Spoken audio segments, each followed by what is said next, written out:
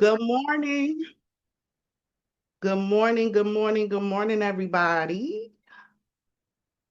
Welcome, welcome, welcome in. Good morning, Professor Marilyn, Grand Ada Rising. Sunrise, Adam. Thank you for coming, Adam. Grand Rising. This is the final stage, Adam. I promise. Unless somebody else, wants to take the torch. All right, y'all. I'm inviting folks. Invite, invite, invite, invite. Let's get a full room. As we close this session out, I feel like I don't even need to introduce myself. I feel like I was just here.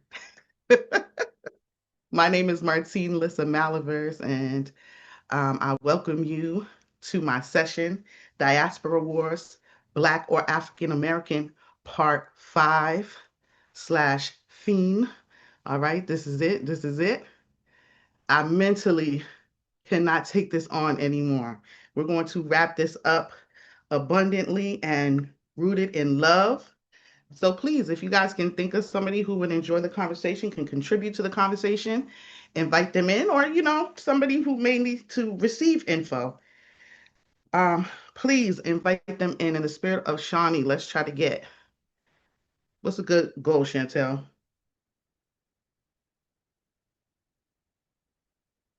25 people up Right, the in room here. by 20, 25, yeah. we, we're at 8. No pressure. No pressure. People probably like, I'm not coming back. Let me stop. Oh, Lord, let's get this Good conversation morning, everybody. Good going. morning, Facebook. Yes, let's get this conversation going.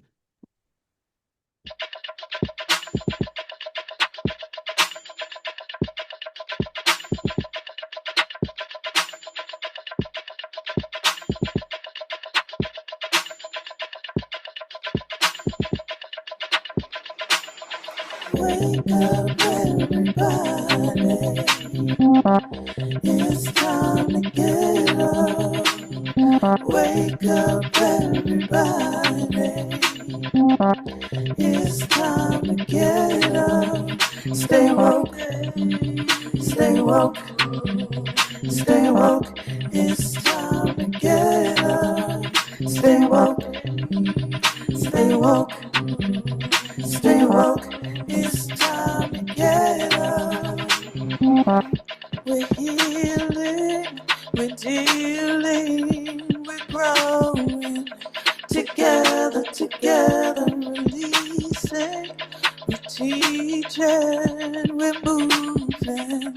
Together, together, we're learning, discerning, we're striving. Together, together, we're leading, connecting, transforming.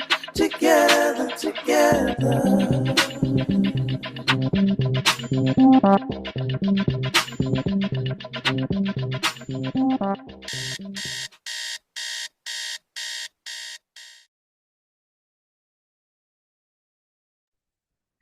Good morning, good morning, good morning, everybody.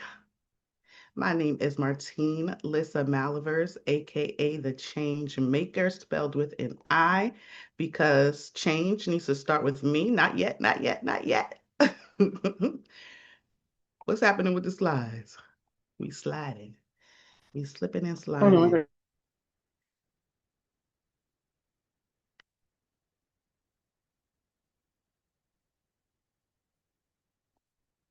While we're doing that, y'all, especially people who were here last time, if you recognize that somebody who was here last time is not in the space, send them a text and invite them in because I want to finish out this conversation, especially with the people who I started with. I know y'all may be tired of it, but we want to get through it. You can go back to the first slide, Chantel.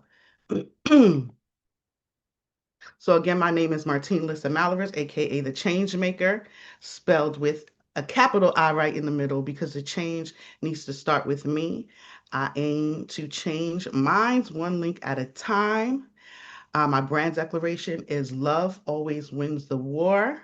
My purpose declaration is to gain consensus in identifying toxic norms and replacing them with healthy new norms through creative and engaging programming, such as the Wake Up Everybody programming for the betterment of society. And again, let me see who's in here. If you know somebody who was here last time and they're not here, invite them in. Glad to see you. Hey, Nicole, that's my little bestie from school. Thank you for coming. Please unmute and give us your voice if you feel empowered to do so. Oh, good This morning. is Good morning. an open community where we have open discussion. Thank you so much for accepting the invite and coming. No problem. Thanks. Um, all right, I see. Where's Veronica? Veronica, Jackie, can y'all reach out to them? Let's get them in here and finish this topic out. Okay, so I welcome you to my session entitled Diaspora Wars, Black or African American, Part 4, theme.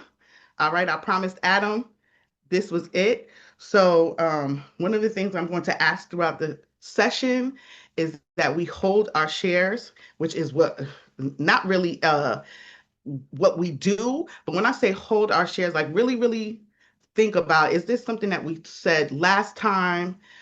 Because I have a lot of stuff to go over. You remember, there's two videos that I didn't get to play last time. I have a lot of things to go over, and I just want to get through it. And maybe we can all express ourselves at the end. And don't forget to use the chat. I'm bringing the chat from last time in today. So please do that. If anybody knows Ida, Alana, these people who were here last time, let's get them in here. And in true change maker fashion, we can go to the next slide. In all my sessions on the left-hand side of the flag, I identify a toxic norm. And on the right side, did I say flag? Right side of the slide, Yes, I was like, is there a um, Haitian flag up here? What did I miss? where that came from. I propose a change that I would like to see. And as you guys know, well, as some of you may know, I changed the toxic norm for this session because, I was working through it. It's something that I was learning about and I wanted to introduce to you. I was focused heavily on the youth because they are the ones engaging in these online diaspora wars, not only the youth, but mostly the youth. And I think the older generation is what is influencing them. And I was like, what is it about our community that we are being so disparaging towards each other? And I thought about it, I was like, you know what? It's not only the Black community. White people do this too. They are very good for this. Like Italians against Irish people and stuff like that. The Latinos do it. It's not just limited to our community. And I found that a lot of the stereotypes and remarks that we make are on based on the limited bad experiences we have. And we tend to do that in other areas of life too, and that is called negativity bias. So that is the toxic norm I identified. Negativity bias is the psychological phenomenon where individuals tend to pay more attention to, remember, and be influenced by negative information or experiences compared to positive or neutral ones. And how it relates to diaspora wars. A hyperfixation on negative Black on Black encounters exists within the Black diaspora, shaping our youth's perception on what it means to be Black. This hyperfocus is a trauma response marked by systemic oppression and conditioned by centuries of racism and marginalization. So that's the toxic norm I identified. And the change I would like to see is a creation of opportunities for cognitive reframing. So that means at last session, dug into deep. I dug in deep to what negativity bias is and what happens to your brain. So basically, it's your brain trying to protect itself. So it prioritizes bad experiences where you are harmed over positive experiences, which, the brain wants to be the norm. So we become hypersensitive to bad experiences, and that shapes our perception and how we move forward within certain situations. So I want to create opportunities where that can be reframed. Um, I'd like to see unification of the Black community across the diaspora rooted in love. I'd like to see the creation of intentional spaces for open and honest cross-cultural dialogue that promotes accountability and the education and celebration of our diverse identities. I'd like to see respect for our origins, respect for those who paved a way for us in America, and collective pride. You can take this slide down. So last session, we learned about negativity bias and how I feel it was driving the diaspora wars, especially Tariq Nasheed. We continue to discuss the FBA's, or the Foundational Black American Movement, and its role in the ongoing diaspora wars. We examined the impact of its formation on the broader Black community, and we discussed whether FBA represents a step toward achieving equity within Black identity politics, or if it's just another divisive force within the diaspora. And things got a little heated. Mm-hmm. Um, the WU community is very passionate. We expressed love and pride for Blackness and the desire for unity. And for the most part, a lot of you identified FBA and Tariq Nasheed as divisive. So I want to go over some of the things that you said that I pulled from the chat. Many of you said the focus is on naming and not on the work. So FBA is just all about naming themselves Foundational Black Americans, delineating, dividing, and this is all for reparations. A lot of you, I asked over and over again, was there anything else you got from what I shared about the FBAs? And you guys said no, it's divisive and it's all about reparations. Veronica said almost every group around the world is fighting for reparations currently. And I definitely second that. I saw a video of a young African man who was talking about many African nations who are trying to get reparations, and he thought that African Americans would get it, and if they do, they will lead that effort globally. Adam said, this whole African American FBA ADOS talk is unnecessary. It's holding us back from growing. But some of you thought that rebranding is necessary and even expressed not liking the current labels placed on us, such as Black American and African American. Queen A said she's just going to call herself a seated American, deciding to rename herself nonetheless. So I'm trying to compare those of you who thought that the renaming was just crazy, stupid, divisive, and those of you who found some value in it. Gina attested to calling herself regular Black when people insisted that she was from another country. And that was after I shared about a friend of mine who, when trying to describe her stepfather, his ethnicity, his lineage, she didn't have any words. And all she could say is that he was regular Black. Alana said that she likes FBA, Foundational Black Americans, as a name because it's clear. Shawnee said she likes the idea of having the autonomy to rename and to rebrand, but she didn't like Foundational Black Americans. Something about the word foundational didn't sit right with her. Purple said that she loves the idea of claiming autonomy to name ourselves and felt empowered comparing this to her experience witnessing India taking control and renaming some of its countries. Chrissy said the oppressors and his minions are not concerned about how we identify. Sweetness said, conditioned to separate by way that we're conditioned to separate by way of identifying what we don't have in common as opposed to seeing our similarities.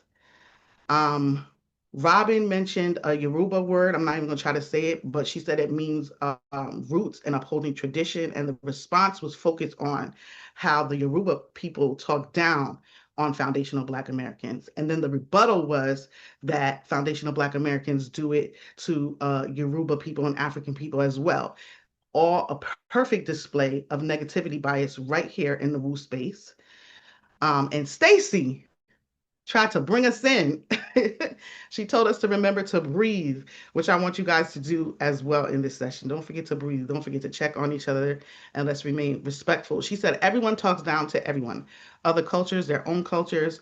And though this is about the African diaspora, this is happening amongst Asians, Latinos, white people, as well, as I just said as well.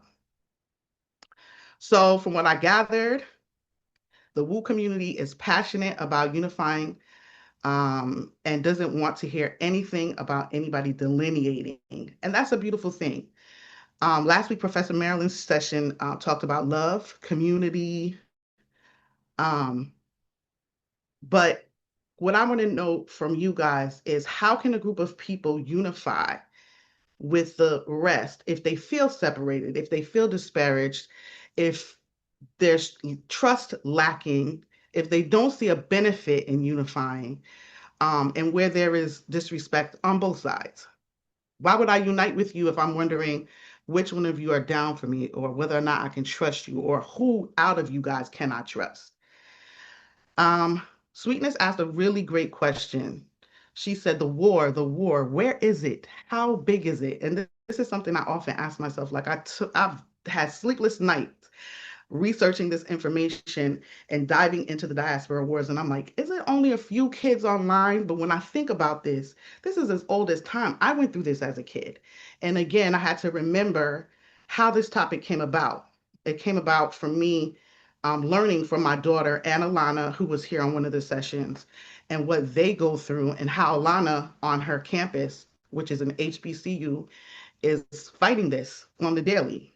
So I want to remind us that we're in an elevated group, and we sometimes don't realize that we don't represent the majority. And when I say we, I mean people in the woo space and then our outside networks and circles. We often take our personal experiences as law, and we fail to see outside those circles. But do we really know what's going on outside? Because a lot of you say this conversation is not necessary. It's divisive. It's divisive. It's divisive. It's divisive, which I, from the beginning, said that it's divisive. But are we just going to ignore it? Are we going to ignore how the kids are feeling and what they're doing? Are we not concerned for the future? So I don't necessarily have an answer for all of this. I just want to give you guys something to think about and pique your awareness. So in this session, we're going to explore the history of Black on Black prejudice. Um, we're going to explore the history of Black on Black discrimination in the United States and its evolution into what has been popularly labeled as diaspora wars.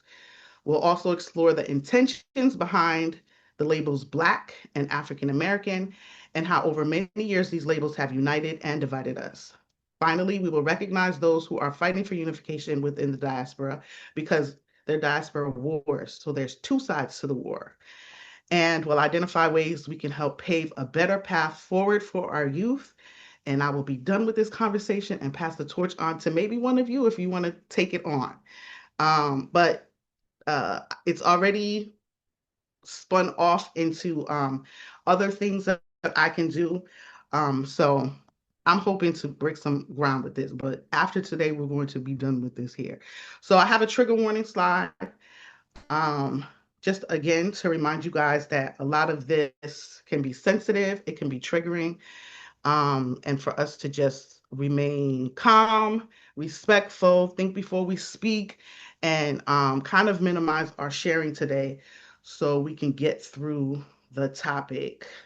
And I just want to see who all is in here. Chrissy, thank you for coming back. Hey, Veronica. Okay, good. I'm glad to see Veronica back in this space. Somebody call Jackie. Get Jackie in here. But we're gonna proceed. So, Diaspora Wars is nothing new. It just has a label. Everything is not yet, not yet, not yet, not yet. Everything is. Sorry, I just want the trigger warning slide. You can bring the trigger warning slide down. And you can wait for me to tell you when to move the slides because I'm a little, Gotcha. different. You said take it down? Sorry, yeah, you can take it down. Okay.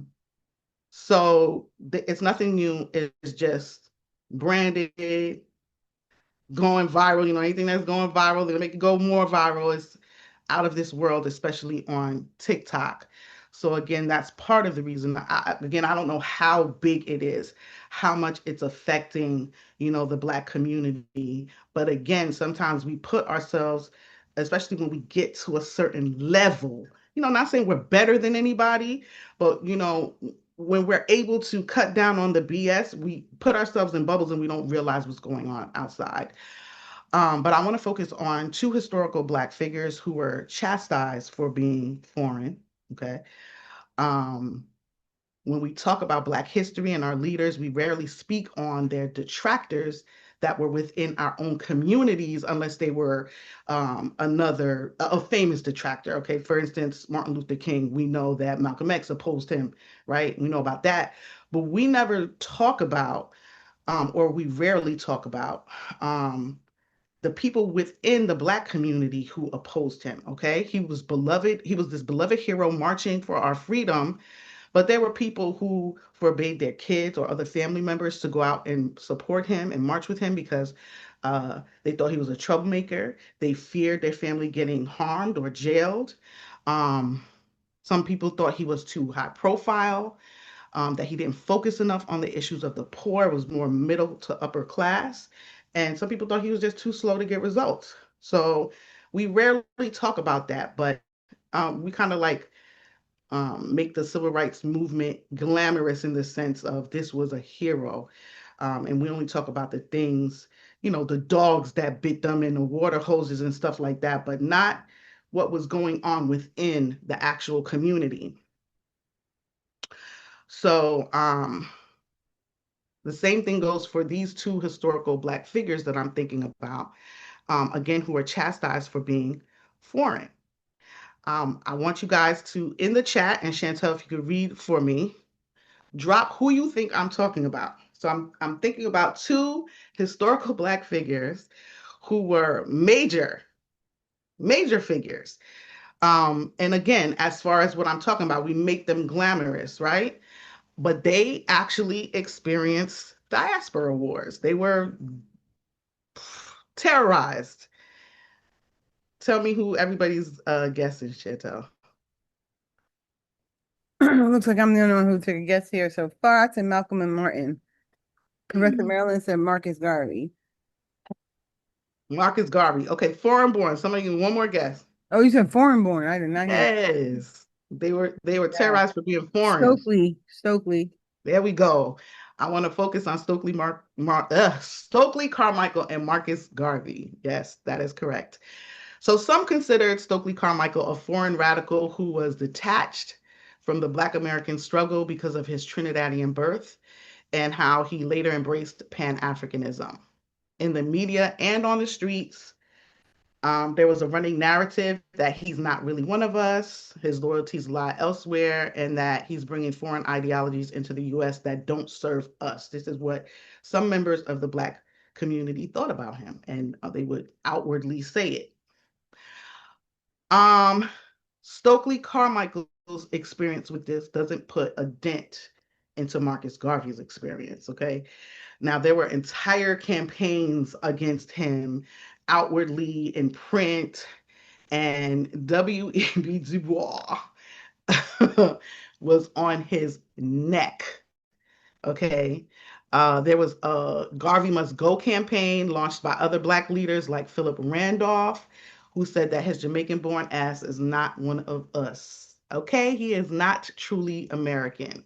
Randolph even said, and I quote, "Of course, Garvey never built any railroads roads or streets." And he's getting that off of a speech Garvey did when he was saying that the white men built the railroads and stuff like that. And when he said that, I don't think he meant they literally built them, but he was saying, that it was their ideology. They came in and got the slaves and did that for themselves, not for the benefit of Black people. They used Black people.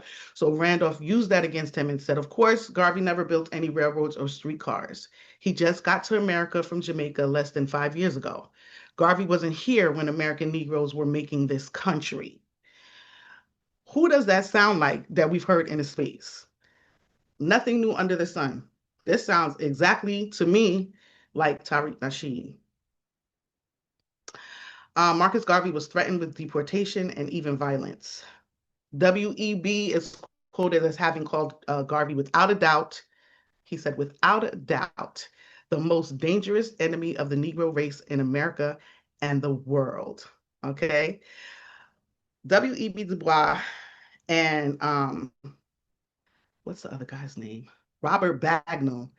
They could have cut and uploaded videos to TikTok and been part of the Diaspora Wars today with some of the things that they said about Garvey.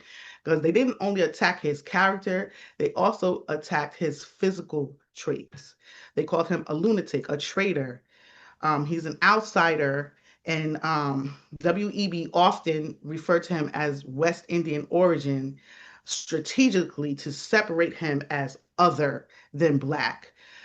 He called him a little fat Black man, ugly with a big head. Robert Bagnall said Marcus Garvey is a Jamaican Negro of unmixed stock, squat, stocky, fat, and sleek with protruding jaws and heavy jowls, small, bright pig-like eyes, and rather bulldog-like face. Boastful, egotistic, tyrannical, intolerant, cunning, shifty, smooth, and suave, avaricious. These are the things that he openly said about Marcus Garvey. Um, I want to take it to Harlem in the 1920s and 1930s. I want to talk about race relations there within the Black community. Harlem was the epicenter of Caribbean and African American tension. There was a significant minority of, well, the West Indians were a significant minority there. And the rivalry played out in politics, business, and community organizations, even the churches. Many Black American churches were slow to accept Caribbean immigrants, leading to West Indians forming their own congregations and societies. This is well documented. There's studies and books that people wrote of their observations. So I pulled from some of those. So what was happening in Harlem? West Indians were mocked or resented for maintaining clothing, manners, accents, dress, demeanor different from what African Americans considered native. The white shoes and flannel pants, linen shirts, those were symbolic of foreign identity. And honestly, that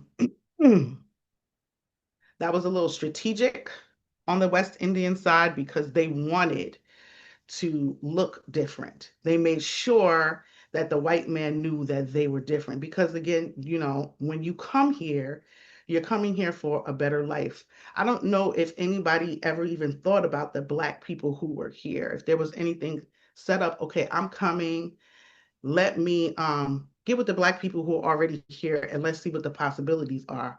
I'm not sure. Maybe some of you guys can put that in the chat, or if somebody wants to speak on that, if they're aware of what it was, or did the immigrants just come here with one mission and focus in mind? Because that, of course, unintentionally is going to affect the relations with the Black people who are already here. There was a sense of professional, political, and leadership competition. West Indians advanced economically, socially, organizationally, and that threatened Native Black leaders, leading to resentment.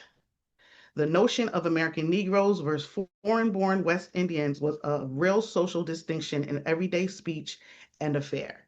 So this was every single day, regular life. And being foreign-born marks someone as less rooted in U.S. Black history, and they probably were less rooted.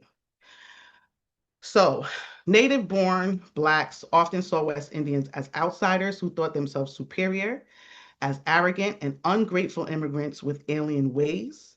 They wanted them to go back to where they came from.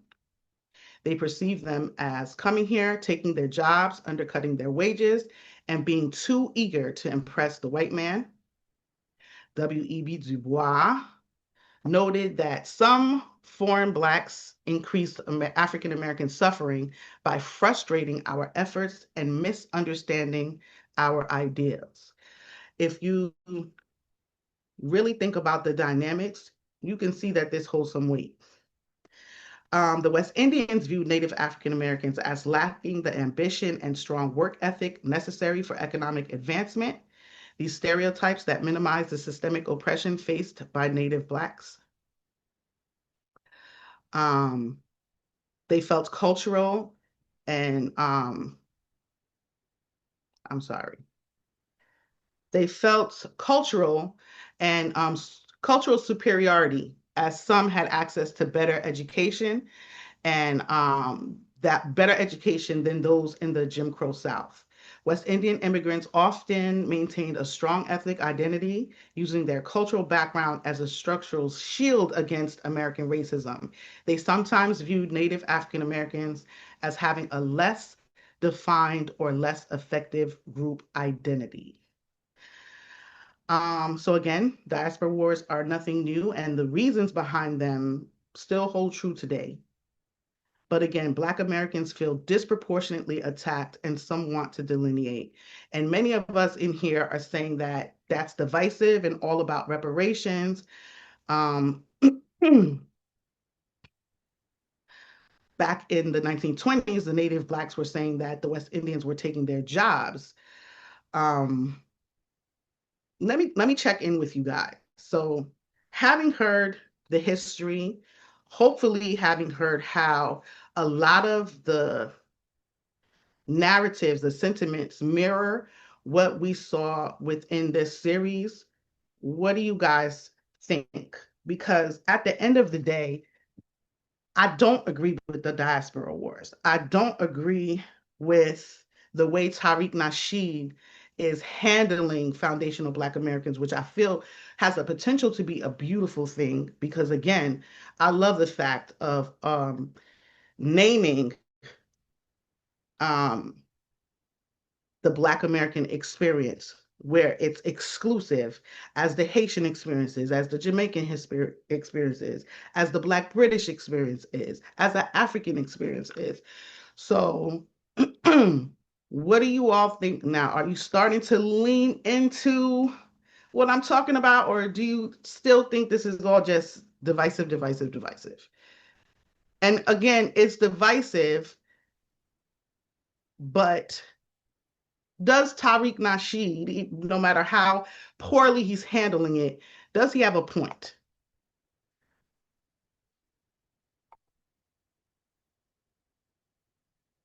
Anybody? Chantel, help me out. All right, we don't have any hands yet. Okay, and that's fine. We'll, Oh, we have Florence. Florence is here in the hands. All right, guys. Good morning, Florence. Grand Rising, empresses and emperors. Do you hear me? Yes. Good. He does have a point, but so does everyone else. Um, and war is war. We have wars within ourselves. Sometimes we hate a part of our bodies. Sometimes we hate, we war is war. War to me is just the opposite of love.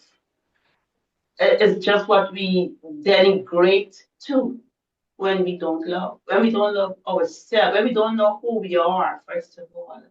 So he does have a point. And but I want to say, as a West Indian, when I came here, or a Caribbean person, they might call me, when I came here, I had already been influenced in many ways. As I said, the only interaction I'd had with an American person was in the movies. They showed us an American man all dressed to the heights. Many times they didn't have a whole lot. Some of them, they dressed up in big hats and things, and they lived in their cars. They were concerned about how they look outside, but many times they didn't have a home. That's the portrait that we saw in the movies. And we know that they were only, they were made maids, only maids, and hoodlums in the movies and things like that. So I definitely feel when we came, but when people came, they had that idea that that is what an American, and I know that that is what a lot of it has gone to Africa and all of that too.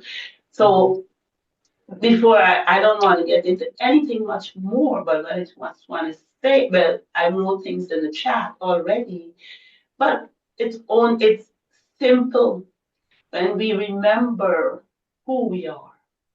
When I mean who we came to be, each one of us individually, when we remember who we came to be, I don't care whether you describe yourself as white, black, whatever, rainbow colored. Um, we when we remember who we are, we learn to love ourselves and we learn to love our brothers, and that's the only answer. And there will be no more wars. So that's what I have to say. That gives me peace, and that calms my high blood pressure. That does everything to me, and I'm working with that right now. With that, Okay. I'm complete. Thank you. Thank you, Florence. Okay, I see Veronica Veronica. has her hand up, and then we're gonna go on after Veronica. Hi, good morning. Good Um, morning. I have I don't know if I ever spoke about my great uncles. They Mhm. came in 1908 and they came on through Ellis Island. So when I went to Ellis Island and to get the documentation, the lady said, "Oh, they didn't come the way the people came from Europe because they had money to buy a ticket. And a lot of the people that came on the ships from Europe didn't have the money. They had Mhm. like so they traveled in the belly of the ship. Whereas my uncles, they traveled in a cabin. And so when they got to America, to New York, they were educated men because slavery had ended in Trinidad in 1930 in 1835. And so they were of a different ilk when they came to America. But what did happen when I remember knowing them, some of them, and some of them spoke just like they came from the South. And some of the brothers still retain their Caribbean Trinidadian accent because some of them believed they needed to assimilate in Mhm. order to survive. And so if we look back historically at my uncles, some people would say, "Oh, they're born and bred American." So how do we differentiate between one and another, and who doesn't have DNA, who doesn't have cannot carry? My uncles could go back to the early 1900s. They owned all of Revere Place. They owned all of Alice Court because they had the cash money to buy it when the Depression happened. So, like Florence just said, we can't keep separating these people because these men came here and they figured out a way to survive being American. But you say we can't separate, right? And one of the things that I love to see, Yeah. especially going from New York to the South, Yes. is I see two dynamics here. Mm-hmm. I see um kids, okay, youth who were born in America, right? They were born in the South, but their parents are Haitian. And either they're Haitian when they speak Creole, they have Mm-hmm. like a Southern twang, which I think is so crazy. Or I see this in the Africans here too. They speak straight English, like you said, have totally assimilated, sound like they are Black American, and then they break out into whatever language, right? And that it just always amazes me. I'm sure people can say that about me as well, but watching somebody else do it is always amazing to me. So So we've been code that switching for 100 years, 200 I'm years. sorry. Yeah, but that's different. You can do that. You can do that, and you have what maybe not you, Veronica, but a lot of people say I can tap back into my culture, right? And because Black American culture has been made so generic because of this very phenomenon that you're talking about, these same people are saying Black Americans don't have a culture. So it is different. And that's what I want y'all to see. And another thing that I just fails me, I can never understand is why different is synonymous with negative. We make different negative, but different doesn't have to be negative. We have the choice to make it a positive or be neutral about it. We're the ones who make it negative, but we can't sit and because another group is identifying a difference, sit here and say no, we're all the same. Is basically what I'm saying at the end of the day. Any thoughts, Veronica? I wish I could show you some pictures, which I'm going to send you the pictures, right? But no matter what you can show me, right? Okay, I but have pictures. We can even say that of now. My brothers and cousins, right? You throw them in out there, and it's not until they tell you can you even tell that they're Caribbean. But that still but doesn't take away from the fact that they're Caribbean and that there's a difference and that some of their posture is, yeah, I'm Caribbean, I'm better. and some of their posture is, I'm not Caribbean. I have a young man that Mhm. is married into my family, and he kept saying, I was born in America. And he clearly wasn't born in America, but he came here as an infant. And his knowledge of growing up on Kingston Avenue in Bed-Stuy is that of a Black American, and nobody could tell him he's other. And so we have to stop this. And We have to that is stop it. that's an exception. And okay, so let's be clear, and we're gonna wrap it up here, Veronica, because Yes. I have to get through this session. Hmm. What do we have to stop? Let's We make have that. we have to stop thinking that we're different because we were born in some other part of the diaspora. We have to see that we have more in common than we don't have in common. Okay. So I'm That's gonna stop you there. Thank you for sharing. yes. I definitely agree with you that we have more in common. Yes, but I don't think it's fair to say that we're not different.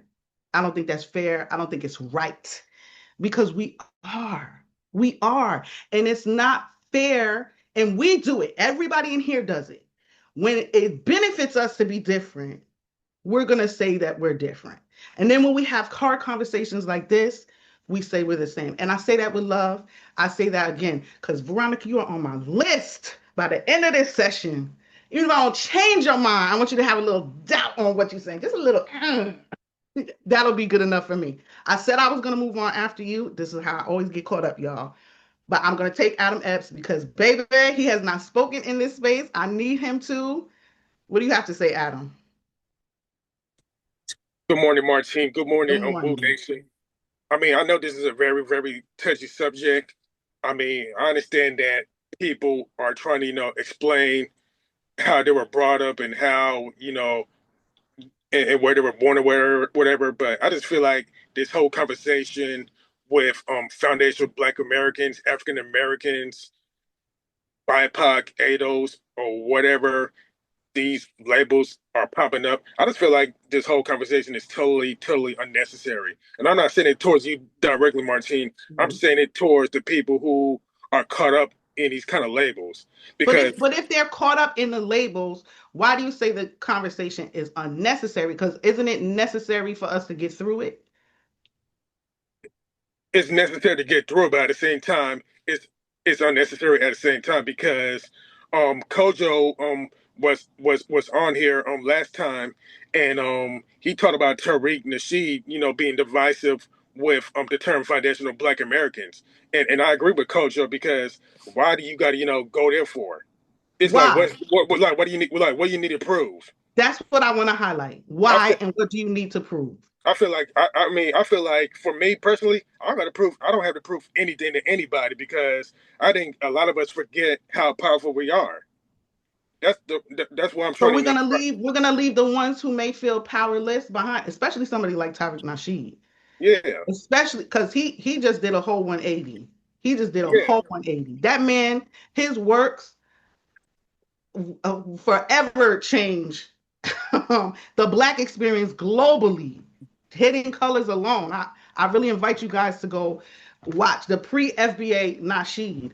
And he could have made this such a beautiful thing, but he's Again, he has negativity bias and he's only focused, but we can't leave those brothers behind. I still have hope for him. So that's the reason why. But again, Adam, after today, this is it. Okay, so we're gonna move on. The point I'm trying to say is, Uh-huh. we are hurting ourselves Hmm. every time we, get caught up in these labels. Instead of us, worrying about the labels, just worry about what I can create into the world.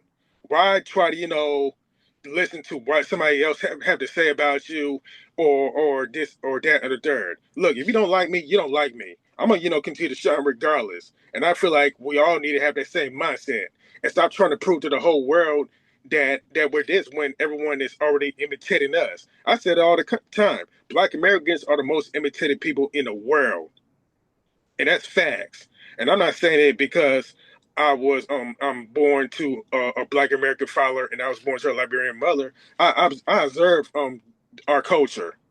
You know, we're the most imitated people in the world. I mean, we're Okay. the, hear me out, Martine. And Mhm. we're the only people that taught Europeans how to take a bath. And to this day, we're still teaching, certain, white folk how to take a bath. Seriously, And use washcloths. we don't know how powerful we are until people are copying us, and we don't pay attention to these things because we're so stuck in our own negativity. We're so stuck in our own prison to the point where we listen to all these people on social media, and the people that are on social media, the content creators especially, they're broken themselves. Okay. So my thing I hear is, you. I hear you, Adam. I have to move on, okay? Because we're already at 6:47, yeah, 7:47. I hear you, and I want to piggyback off of what you said that we're imitated, right? Because like I said, we're an elevated group in here, and I think there's just things that fail us. There's just things that fail us. And when we're able, and I'm talking about the foreign born or you have uh, foreign descendants in here. Um, I really think that even some of the stuff we say in here, we don't realize the impact that it has on other people. And if there's somebody who's in this space, because I know it might be really scary, if you are impacted, please speak on it. Put it in the chat. Nudge Chantel because that's something that needs to be said also. But hear me out. All right, Adam, I'll check back in with you at the end. Um, Imitation. Black Americans are the most imitated. That's what it said. Um, and I'm going to, this is my observation that sparked something when I was researching the Diaspora Wars. I want you guys to take a look at this picture and tell me what you see. Can you bring up the next slide, Chantel? And I want you to focus on the history of jobs being taken by foreigners. Again, just an observation. I don't even want to say I'm playing devil's advocate because that's not what I'm doing. I'm understanding the plight of another more after researching these diaspora wars, especially my young folks in this space. Can you tell me why I posted this?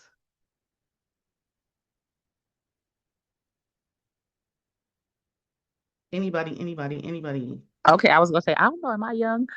Because these are our, I believe, British brothers and sisters, from the UK and American, including Caribbean Americans that live here, Caribbean American actors, Black American actors, Foundation American actors. There's been a little tit for tat because they believe that they're taking a lot of the jobs. There's very few Black acting roles, and then when the directors and the producers do decide to cast the roles, now they're taking on the British, whether they're British African, British Caribbean, et cetera, et cetera. Correct, or kind of correct? Correct. And again, I remember I was watching, it was Snowfall, right? So we're talking about the crack epidemic. And then it was one of 50 Cent's series. And when I found out the actors were either British or African, I was like, whoa. Like, I really would have never known, because one of the things that I hate, I'm like, for the few Haitian actors that they're out there, like Bad Boys, for instance, it was one of the Bad Boys series. They had the Haitians in there with the bad wigs, and the horrible accents. I'm like, y'all couldn't find a Haitian to do this. That's just how I felt, honestly. Right?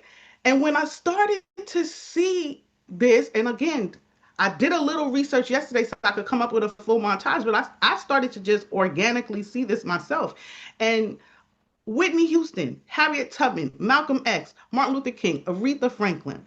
Okay, again, victims of the crack epidemic, racism, and redlining destruction of Black businesses in the South, sensitive, traumatic Black American experiences being played by others. And I feel like it's just overwhelming, right? If you notice, I didn't put Idris Elba in here. I could have. It could have been the first person, because that was like older. He was like an exception.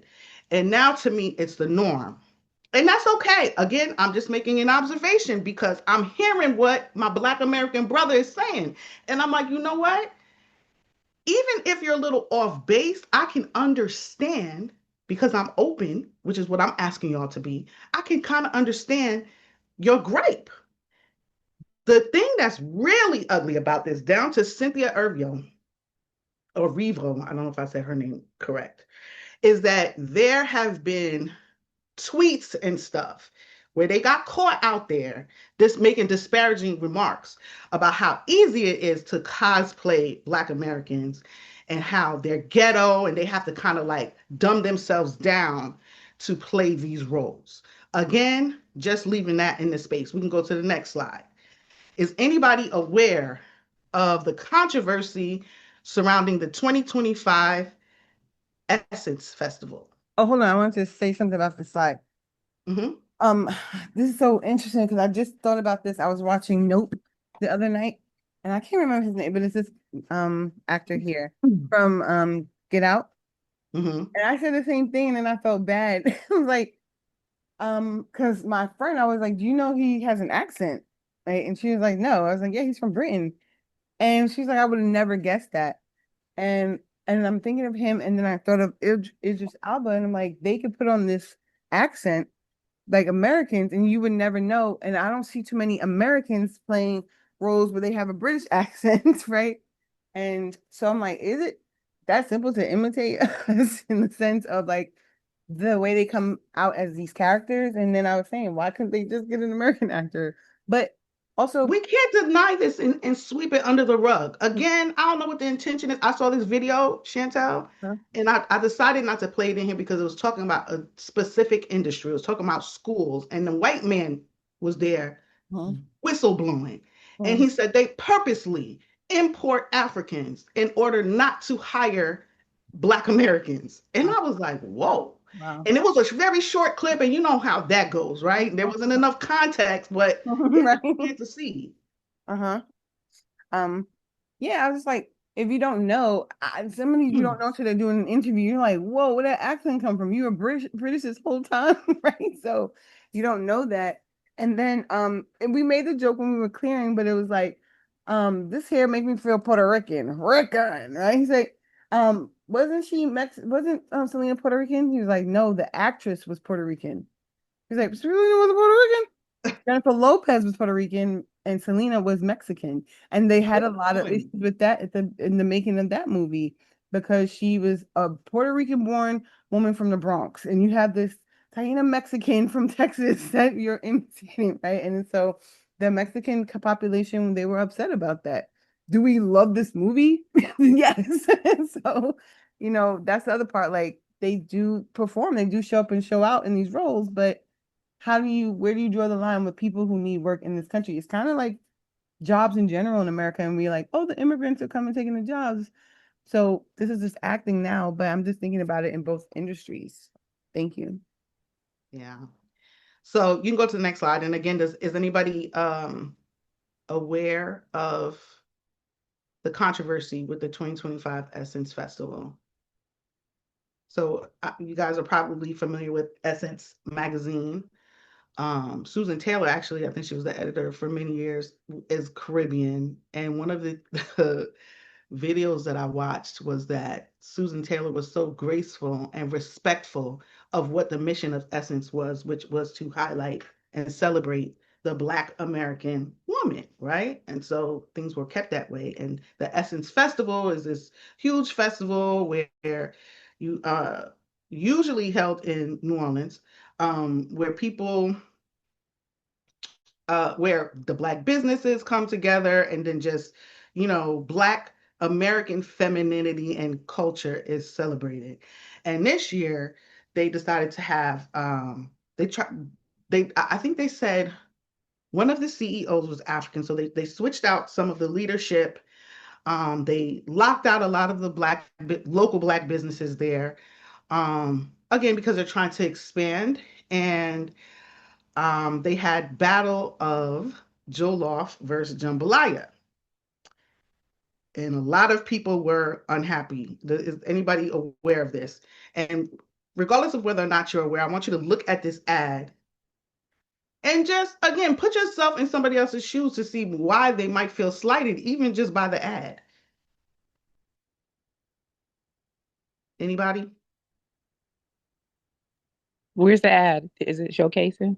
Oh, Can you Can see you the see it? now? yeah. You see it now? I Guess it's I have showcase. a guess, Martine. Mm-hmm. Is it because it's jambalaya versus Oh, jollof, and it's just basically comparing? If you really think about the origins of both dishes, we're putting ourselves up against each other, right? Well, they were upset that anything African was being included to this level, right? Because we're supposed to be exclusively celebrating Black Americans. We can't have anything of our own. We're always sharing, but nobody shares with us. And if I'm honest, I've never been to a Haitian festival, Caribbean festival, African festival where, Black Eyed Peas were being celebrated or anything Black American, if I'm just being honest. But we're talking about the ad. Think about how advertisements are meant to catch your attention, highlight certain things. What do you notice about this? Jollof is bigger Yeah. than Jollof is like screaming at us versus the jambalaya, and it's really it's sad. And I'm gonna say it's sad. I have Native African, Caribbean, and African American in my blood. So, but it's sad that we are once again, like Adam said, battling with each other. But then like Jollof is so tall to like let the Black Americans know, like, we made this, we got this. And you know what? Jambalaya is basically a spinoff of Jollof to a certain in a certain context, but it's just really sad. The ad just shows domination as opposed to unification amongst the Black people. And Martine, I'm so happy that you said you never went to a Haitian festival and saw black eyed peas or collard greens. You're not going to go to Jamaica and see, biscuits next to festival. You're not going to go to Trinidad and see this and see that.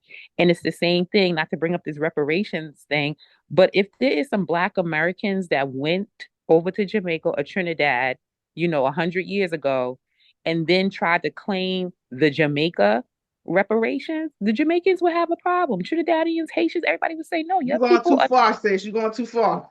But my point is No, going I'm back to saying the because I'm going jollof. to touch on that. I'm agreeing with Right. you. But it goes back to the jollof. Like, why are we bringing jollof to the Essence Festival? No, that's not right. And I'm complete. And again, these are all, let's hear each other out, right?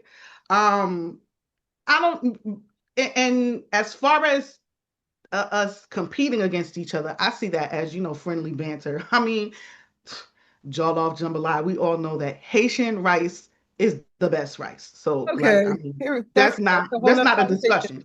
Whole nother So, conversation. hello, whole other conversation. But and again, we have these friendly, even with white people. There's the most obnoxious, but I think it's so effective show. It's like white people against black people. They're mac and cheese, then they'll throw Mexicans in Potato there. salad.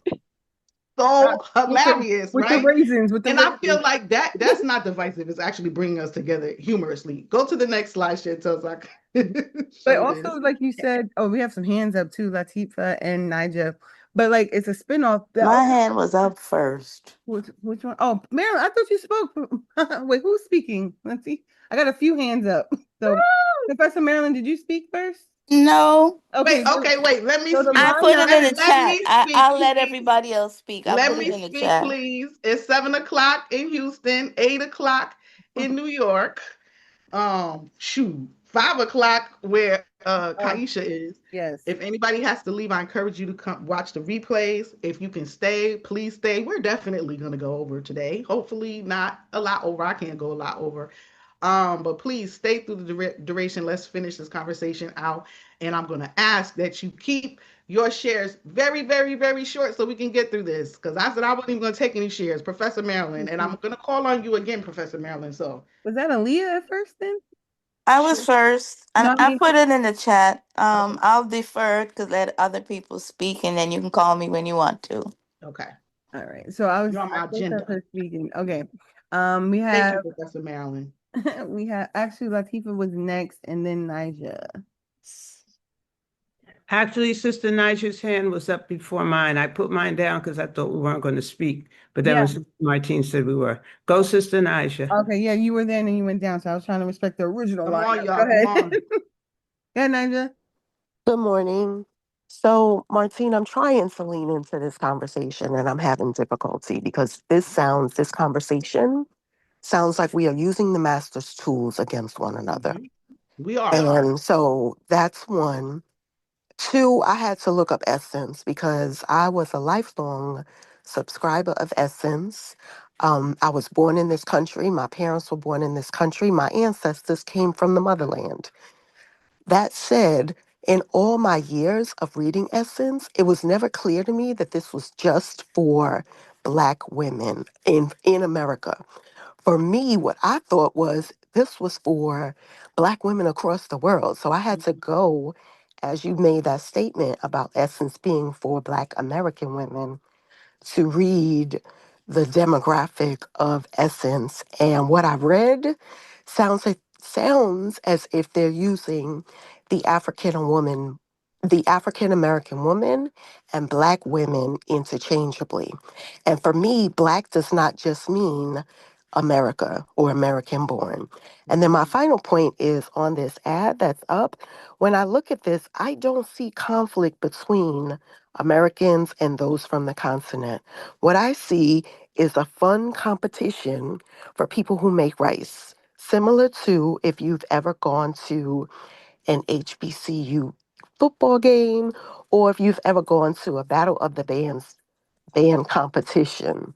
It is not FAMU is pit against Spelman and either one of them are saying that they're better than the other. This is a display of our bands, of our musicianship, of our choreography, of our costumes, and it's all in fun. It is not at all, in my opinion, meant to be derogatory, meant to put down the other team, meant to separate us from one another. We are all in the same community, if you will. And this is just a friendly event that we are all taking part in. And with that, I'm complete. Okay. And that definitely was the intention. I think I can't speak on other people's intentions, but I think that was the intention. But a lot of times we intend to do something and it's received differently. So I'm highlighting how it was received and I'm asking people to look and try to put yourself in other people's shoes just to clear up my stance in it. I can't help. Don't shoot the messenger. I'm only telling y'all how other people feel about it. Latifa, thank you for your share, Nigel. Peace and blessings, sisters and brothers. I'm responding to what is it that we see when we look at this Mm-hmm. ad? Well, I'm taking it from a point of view that I know nothing about, and I'm not involved. I'm just saying, a person looking at this. I'm not involved with the quote unquote difference between all of what's happening. But what I see, a large print and in white with a black background of Battle of Jollof versus Jambalaya. So when Thank you, there Latifa. is a true competition, as in football and basketball and all the other sports, one name isn't larger or a different color than the other name of the team or the individual. So I'm seeing here that, oh man, let me get some jollof because it's printed. And whether we subliminally do it or not, it's larger. And so we move according to what we hear more of or see more of because our senses are working. And this is a dream in Black. Well, I'm seeing white. This I'm just saying from a voice or a thought of someone who knows and not involved with racism. So that's what I see in this ad, that they're putting Jolliffe larger than jambalaya. So in Okay. my mind, I'm thinking, oh, I got to get some Jolliffe. Thank you. Thank Thank you you so for much. allowing me to share. Thank you. And thank you for that unbiased observation. Again, we're just observing. Go to the next slide, Chantel. Moving right along, y'all, because Also I'm say telling that you, this is the last day for me. you can also talk about the African flags that are not here too, that are missing. So it's like, my jollof rice is better than the Nigerian jollof rice. So now they got a battle of the jollof rice in and of itself. And this is, this is feedback. So Dirty Laundry Media posted this, and they said, let's break down the battle of, go back, Chantel, what's Sorry, hit the happening? button, my bad. Let's break down the battle of Jollof versus Jambalaya ad from Essence Fest 2026. This was more of just a rice cook-off. It's a case, this is more than just a rice cook-off. It's a case study in symbolic erasure. Black American culture is being turned into a side dish under the banner of unity. I know y'all not going to like that. I know you're not going to receive it. I'm asking you to marinate on it from everything we've talked about thus far, everything you've seen thus far. Again, there could be other explanations for this, but for the person receiving it who already feels slighted, for the person who turns their computer on and people are saying that the land and way that they paved, right, they're lazy and they're undeserving, okay? Black American culture is being turned into a side dish under the banner of unity. And again, we've never been to another festival. I remember Independence Day, Soup Jumu. Haitians are very serious about their Soup Jumu. Everybody's posting their Soup Jumu. And there's this Black American guy who married a Haitian woman. He posted that he put black eyed peas in his Soup Jumu as an expression of unity between him and the Haitian community because he is on the HHU Houston Haitians United, Professor Maryland. He's the treasurer or something like that. He's not playing, and he divorced him and his wife are divorced. But that's how much he came to love Haitians, and the Haitians blasted him for that. They were like, that is blasphemy. Do not put black eyed peas in our subjumu. So, I mean, no, regardless of whether or not you want to or are ready to admit to this, there's a little truth to the gripes that these people have. Black Americans are not generic. They deserve to celebrate their culture exclusively as we do. Okay. We can't accuse them of being divisive for wanting what we already have. That is unfair. We already have it, and we're telling them, oh, you're being divisive. It's not that important. I don't like the path Tariq Nasheed is on. I'm telling you, I'm ashamed. I'm so disappointed. But I can't deny a lot of what he says. It's okay when we want to highlight our successes and separate them from general blackness, but it's divisive when they want to. Karine Jean Pierre breaks barrier as first Haitian woman named White House press secretary. Why couldn't she just be black? Right? When they do it, that's what we say to them. When they want to delineate and define their culture and name their culture, that's what we say to them. And then we turn around and say that it's all about reparations. Can you bring up the next slide? I'm going to just read this really fast because I want to clear this up. And then I want to hear from Professor Marilyn because she said I banned her last week from speaking, but I didn't. I actually was trying to pause her, but then I lost control of my whole session and I couldn't bring her back in because out of everybody in here, as outrightly, I only heard Jackie and Professor Marilyn have anything positive to say about foundational Black Americans. So I want to hear from you. Let me prepare you. Start thinking about it, Professor Marilyn. I want to know what you think the positive side of the formation of foundational Black Americans is. Okay, so again, Tariq Nasheed in about 2019. This is when it was founded. Initiatives and goals. Um, Issuing a lineage recognition identity for descendants of enslaved Africans in the US versus the immigrant population. There's an FBA power plan, which is a strategic blueprint aiming to convert FBA political and economic leverage into tangible gains or reparations. Economic tools, they have something called the Token Project, that's some kind of FBA coin. And I don't want to be dismissive or sound like I'm being dismissive. I'm trying to rush through because we are late. Cultural preservation platforms such as Foundational Black American Griot aim to research, celebrate, and certify FBA heritage and culture.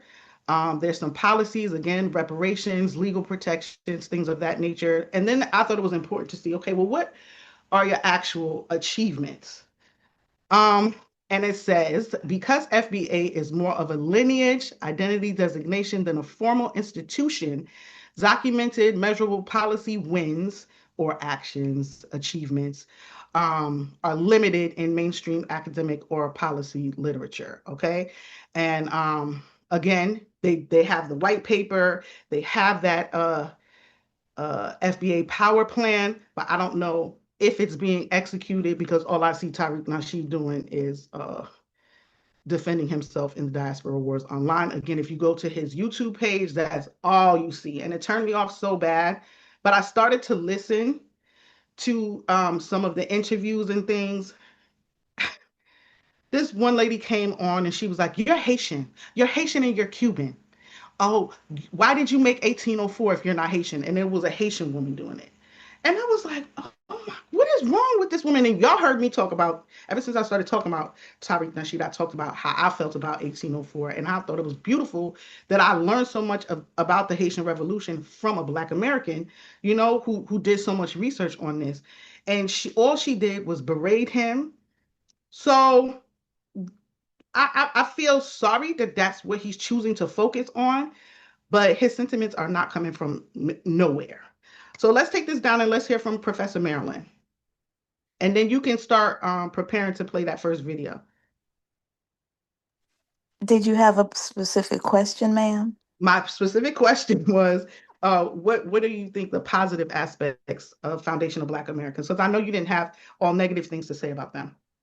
Oh, I don't if it's in the spirit that they are the ones that built America, there's nothing wrong with that. It's a wonderful thing because you hear white people all the time talking about they built America. So, foundational Black Americans as the foundation of industrialization in America is a wonderful thing. The recognition is needed. But when it comes to being divisive against other Black people in diaspora, especially the Caribbean, where we were also slaves. It's ridiculous because we're actually not only having the same masters through the same last name, but we're also genetically cousins from Africa that were split up like the families in America. We are even closer cousins than we are to the Africans on the continent. So this is a blood thing. And I see us as competing for the attention of the master or validation. And reparations even begins in Africa, as far as I'm concerned. But when you talk about reparations here and the Caribbean, it's the same 20 last names that owe us the money. Okay, Morgan, but Professor Captain Marilyn, let me Morgan. ask you this. What's your background? I is a Jamaican, American, Bahamian, Scottish, Born here? everything. I was born in Jamaica and raised in the Bahamas and educated everywhere else. Okay. Do you think that you're deserving of American, I'm just going to say American to separate from the other nations that are trying to get it, reparations? Well, with a name like Douglas and Jones, anybody with that name that's white owes me money. Okay. But does America owe you money? Well, Americans are British. Somebody needs to mute. Americans are British people. Okay. So they owe us, they owe the Jones and the Douglases money. And there are a lot of Jones in Louisiana.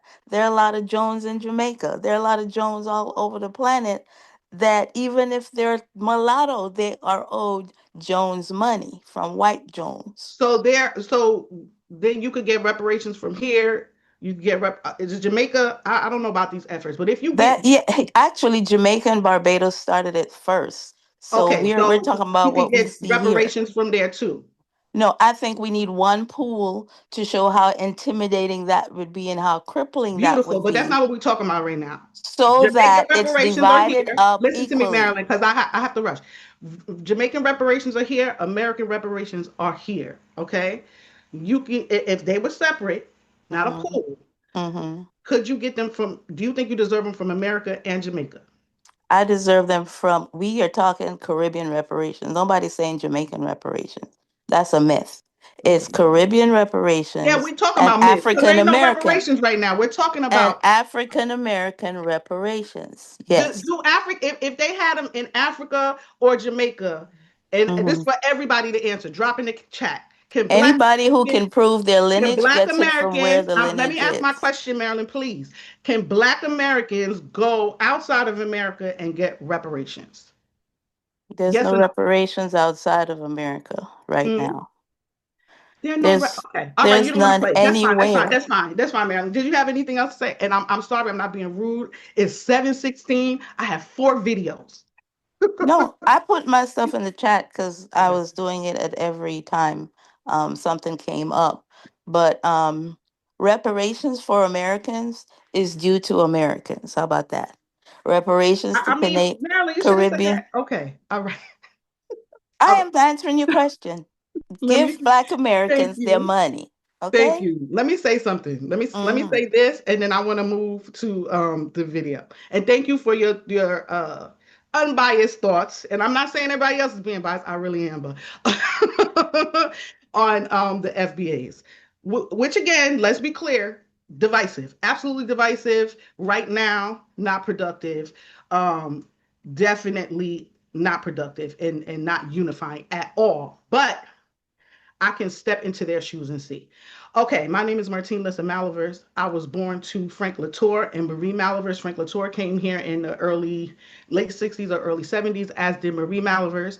And her husband, who adopted me at 1 year old, Luckner Malivers. Okay, I asked Luckner Malivers, how did you get here? I got here on a work visa because I had skills. All right, so when you were in Haiti and you had certain skills, you were able to get a work visa. I came here. I saw these Black Americans, they weren't doing nothing. I said, oh, you don't want to do that? I'm going to do it, right? My stepfather was able to get a house in one of the most affluent communities in New York. He bought his house for about 40,000, probably sold it for like upper 700,000. Okay. I myself subscribe to Black American culture. I will never say that I'm not Haitian, but I would say I'm more Black American than I am Haitian. I grew up here.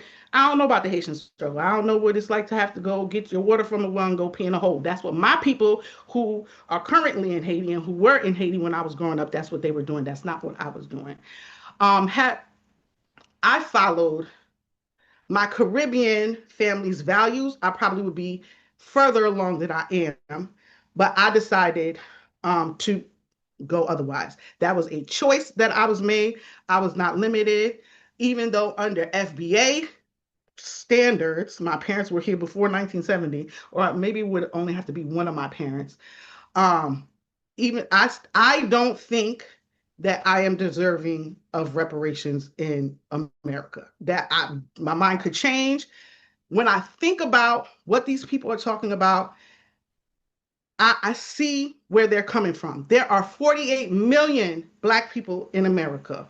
Is it even possible to give all 48 million reparations? And if I took them, I feel like I would be taken from my brother. That's just my personal opinion. I'm only asking y'all to marinate on it. Last week, Claude Anderson's name came up as a very respected, revered fighter for reparations and amongst other things. He's just a fighter of Black people. Um, Brother Kojo actually brought him up and said that Tariq Nasheed's actions are a slap in his face. And that confused me. And he was saying, I'm being very clear. You're just confused, right? And I really want us to think about what I'm saying and familiarize ourselves with things that we're not familiar on and that we speak on. And I want us to hear ourselves. I want us to put ourselves in other people's shoes. I hate to rush like this, but we're going to rush through these videos. So I want you guys to watch this. First of all, it's talking about the classifications of Black African Americans, which Professor Marilyn last week said was for census purposes, for political leverage on the white man's part. Okay, and then there's an interview, um, two Claude Anderson interviews. So bear with me, y'all. We're gonna go a little bit over. Let's get through this first video, please.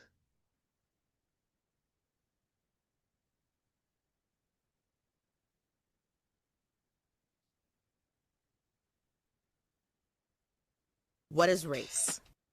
Okay, so basically, race is just classification, a way to classify people, and it's usually based on, or in this country especially, based on physical characteristics, genealogy, ancestry. The census is important because we need to count. We need to know what the population looks like. It's just like with anything else, planning. If you're having a dinner party, you want to know how many people are coming. It's the basis for so much, like Medicare. We need to have number of accounts for Medicare, Social Security, housing, schools, expenditures, how much money states are going to get from the federal government. All of that. Is Black the same as African American? So this is the thing in terms of, again, federal surveys, census, data collection, the work that I do with the data that I use, we say Black or African American. We usually put the two together. The really important reason for having Black in there is because oftentimes if you have folks who are of African origin, in terms of their ancestry, but they're from the Caribbean, they don't necessarily identify as African American. They identify as Caribbean American. So then Black would be more inclusive. Much sense. You were saying that Black people in America, Black Americans, we should stop referring to ourselves as African Americans, which I really agree with. Can you explain that? Oh, I would definitely do that, and that's a critically important point, Tariq. I'm glad you brought that up. Because the Black people keep calling themselves anything other than Black Americans. When they do that, they put a gun in their mouth and pull the trigger. They blow their own brains out the back of their head because they are not African Americans. There is no distinct connection between Blacks and America. No, I was trying to explain to you the extreme importance in different ways why Black folk are distinctly different from Africans coming here, Caribbean, any other Blacks on earth, and distinctly different from any whites. Immigrants coming to this country. We are unique people. That's what I was trying to tell you. There's nobody on this earth that's been treated and mistreated and maltreated historically and substitutionally except Black folk. Everybody's coming to this country and replaced us and gained all the benefits while we continue to stay locked in the bottom of the barrel. Absolutely. Why do you think so many, and you pointed this out in the book, that so many Black people think that we have this camaraderie with these other falsely labeled minority groups, and we don't. They're not going to help us at all. Nope. And see, again, because what Black folk don't understand is that all these groups coming into America, coming in here, they're coming in under the 1790 immigration laws that were put in effect 1 year after the Constitution was ratified as being a new nation. And the first thing that Congress did, and a year later, was say the Immigration and Naturalization Law that this is a white nation, and anybody coming to this country who has the appearance of being or can classify themselves as being white in any respect will be entitled to all the benefits of this nation. But the Black folk will be the only excluded group. And so but those coming to the United States, they will be entitled to all the benefits and entitlements under what they call the American Dream. And the American Dream was made up of two elements. They were made up of coming to this country and getting free land and free black labor. The immigration laws were set up to be an affirmative action program for anybody coming to this country except black folk. And black folk don't understand that, and that's why black folk were shut down for the last 400, 500 years. They're not immigrants, and they don't qualify as immigrants. So why would you want to identify with those? Those people coming here not to get along with black folk. They come here to get ahead of you and get all those benefits, all those privileges, all those rights, and all that wealth and unearned income that you should have gotten and never received. Absolutely. On the surface, it would be like, hey, everybody here that's black gets treated a certain way. Why are you making that delineation? That is an excellent point. You know why? Because you see, those people coming in from Jamaica or coming in from Africa, they have not been treated like black folk in this country. That's the first thing. And secondly, historically, they haven't had those historical experiences. They come in here voluntarily. When they come in here, they bring some cultural aspects from Africa. They can go back anytime they want. But the black people in this country are exceptional people. Nobody's been mistreated, maltreated like them. Black folk are exceptional. They're the only people that came here forcefully, one. Two, they're the only people that denied their humanity. Three, they were the only people denied a right to enjoy the fruits of their labor. Four, they were the only people denied the right to participate in government. Five, they were the only people denied the right to vote. Six, they were the only people denied the right to have an education. Seven, they were the only people denied the right to have a business. Eight, they were the only people that participated in every war that this country has had since its founding, but whose mother country has never been against this country. All those immigrants come from countries where they fought America, and they came in. And the seven, that they are the oldest and most patriotic people in the country. Not the Confederates in the South. They're not the most patriotic people waving the Confederate flag. The most patriotic people in this country are black people, native blacks, because you see 99% of all those blacks have been direct descendants of slaves. They've been here before 99% of all the other people ever arrived in this country. They are special people. And because they are special people, they need to be recognized, appreciated, and reparated for what they've done in this country and building this country. They're the ones that built the bridges, the roads, cut the timber, the trees, and cleared the land, raised the tobacco, cotton, indigo. They're the people that fought to raise in every war to protect this country. The people coming from Africa or coming from Jamaica didn't. They came here voluntarily. And the most important point on this is if you lump them with black folk, then you give the dominant white society a justification to say we don't owe black folk anything. Mm-hmm. Because you see, the blackness black people's blackness is more than just color. It is their heritage, it's their history, it's their code of conduct, and more importantly, it is their badge of honor, and it symbolizes the indebtedness that this country has to them. This country does not have an indebtedness to people coming from Africa. Mm-hmm. They don't have an indebtedness to people coming in from the Bahamas. Mm-hmm. If you lump black folk in there, you deprive black folk of the benefit, the debt that's owed them. Don't do that. All right. That's Claude Anderson. That first interview with Tariq Nasheed was 8 years ago. I make that a point because last week, I wish Brother Kojo was here. I don't see him here. Brother Kojo said he's not aware of what Claude Anderson's, sentiments are as of late, but from back, Claude Anderson has always felt this way. That was very hard for me to watch, especially because I didn't know that he felt this way. I think we present differently depending on where we are and who we're interviewing with. But I sat and I thought about a lot of what he was saying. I just took it from a person being defensive, but just because you're being defensive doesn't mean that what you're defending doesn't hold true. And that's when I asked myself, do I, Martine Lissa Malivers, deserve reparations? And that's how I came up with that. So please put your thoughts in the chat. Let's go to not the next video, Chantel, because we're not going to have enough time. The video after that. I want to just talk about our responsibility because we don't want to have these conversations. We're tired of these conversations. But if we all want to be unified under the label Black, we have to take responsibility for each other. And this is a Latino perspective on that. There's this guy, Ricardo Ignacio. Please look him up. Definitely on the other side of the Diaspora Wars. I told you that I'm going to show you the positive side of the Diaspora Wars, people who are fighting for unity. He is a young Mexican man who is definitely doing that. You have that, Chantel? This is the second one, right? Which one do you want me to play? Tell me what it looks like. As you said, the one after. Well, they look the same. The second one of the one that look the same. Gotcha. Go back.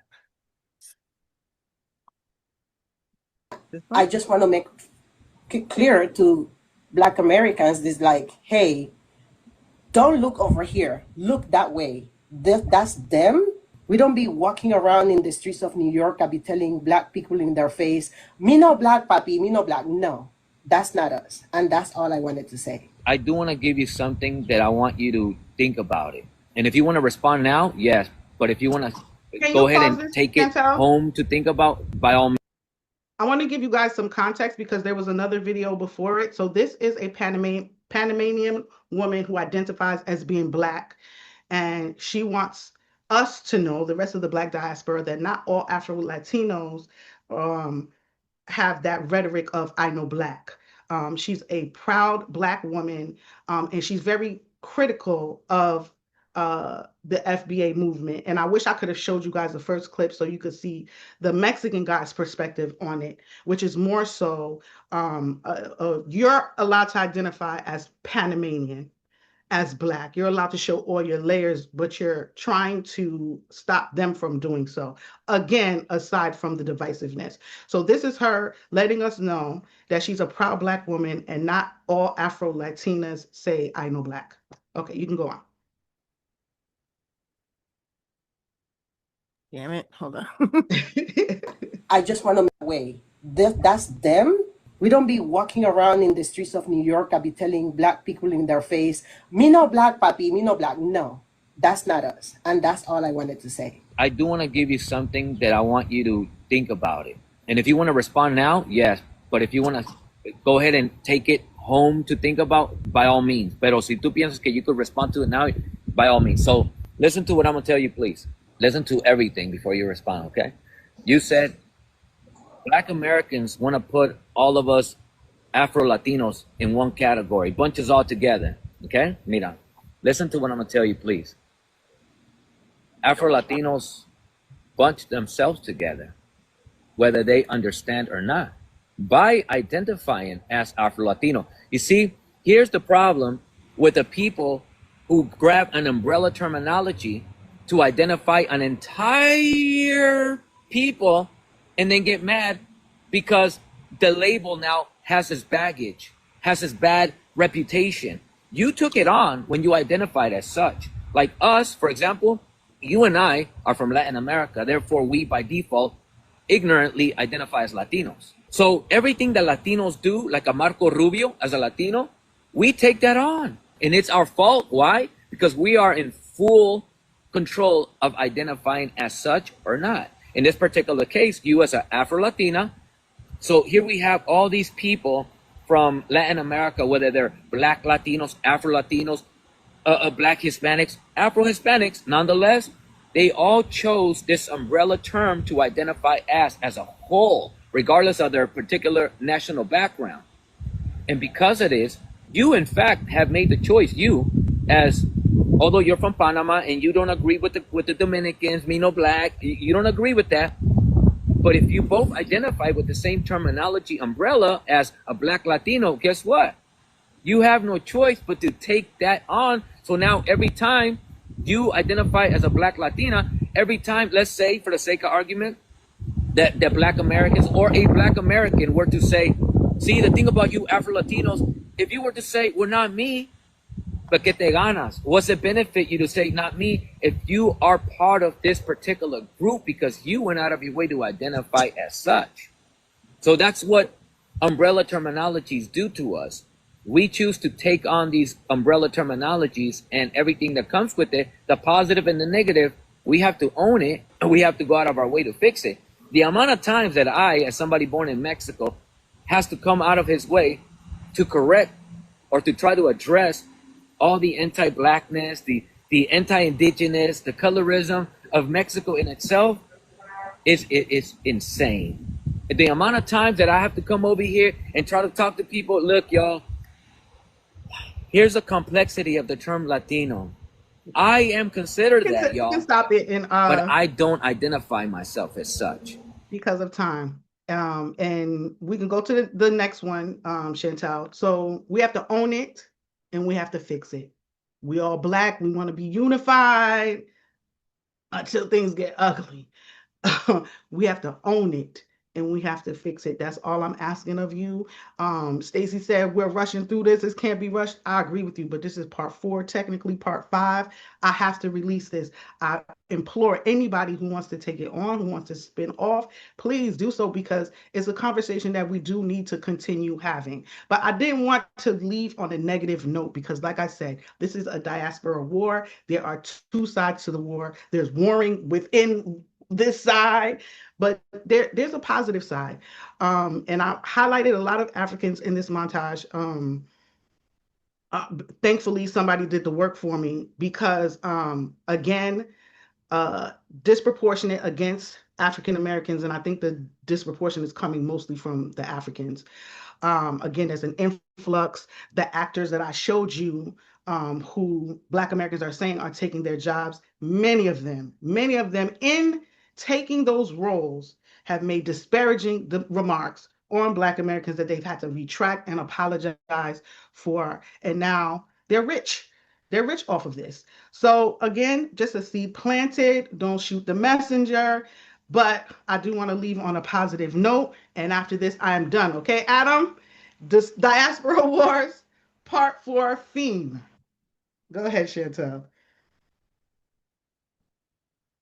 I think Caribbean people, we don't realize our privilege. We are very dismissive of the Black American experience. Oh, yeah, y'all just have a chip on your shoulder. Y'all need to just keep your head down and just work. And it's like, yo, we grew up having Black teachers, Black politicians, Black leaders, Black doctors, Black dentists. Not to say we don't have colorism, classism, and versions of racism in the Caribbean, but we are very privilege that we can walk in anywhere and we're the majority 99.99999% of the time. So we have a certain sense of security that no matter what, we still, home is home. As a conscious African, I must push back against this constant display of ignorance by some African people against African Americans. African Americans must know that this is not the sentiment of a majority of African people.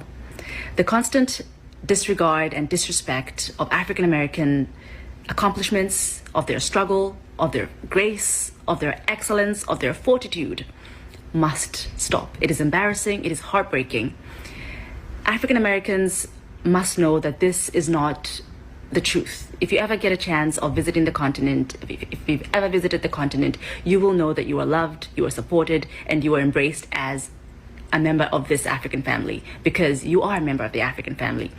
And this display of ignorance by Africans, especially those Africans who have decided to settle on this soil, on American soil, must understand that it is because of the struggle, it is because of the sacrifices of African Americans that we are able to be here, that we are able to enjoy these things. And so you are exposing your own ignorance speaking this way. Stop it. I feel like a lot of Africans don't understand the African American experience. I never knew until I came here and started learning the history of what happened here. Like all the way from the end of slavery, Jim Crow laws, redlining, the civil rights movement, the pipeline from the school to prison pipeline. The prison industrial complex. Yeah, like all of this stuff. I don't think Africans have an idea of all these things that are put against African Americans to become successful. Like even the Africans that are brought here, we're brought and we're put into like nicer neighborhoods. They don't put us in Southside Chicago in like the worst neighborhoods where you literally have to get a gun to survive. Being Black in the system is tough. You see, African Americans and Africans, we are all the same. Let us not be distracted. We are all the same. The only difference is that one is living in America, the other one is coming from Africa. Let's support each other's business. If you see your brother trying to make ends meet, support his business. You get to the point now. Peace and love. I want to see all of you Black Africans, to work together, to know that we are all families, I am Africans. And then it hurts me a lot that by seeing Africans on the internet in the United States, trying to bully the African Americans, taking them as lazy, or taking them as they don't work. But this is what happens, if you do not learn your history, It's time for you Africans, who thinks like this to come on the table, to know that African Americans are our family members. I have to chime in here because I haven't seen a lot of videos with the AA versus Africans conversation, but this propaganda, this is so westernized. I literally just spent a week in Africa. I went to 3 different countries. I was there a week and a half ago. I went to Egypt, Morocco, and Senegal. I have literally never felt any type of tension between Africans and myself while on the continent. And that was not my first time on the continent. I have been to Ghana, South Africa, Tanzania, Kenya. Literally no country I've been to made me feel unwelcomed or like I wasn't a part of those people, that land, nothing. Regardless of these conversations, please do not let these conversations stop you guys from visiting African countries because it is not like that over there. I promise you. We have to stop this foolishness. Like, it's not going to get us nowhere fast. We all just got to love each other.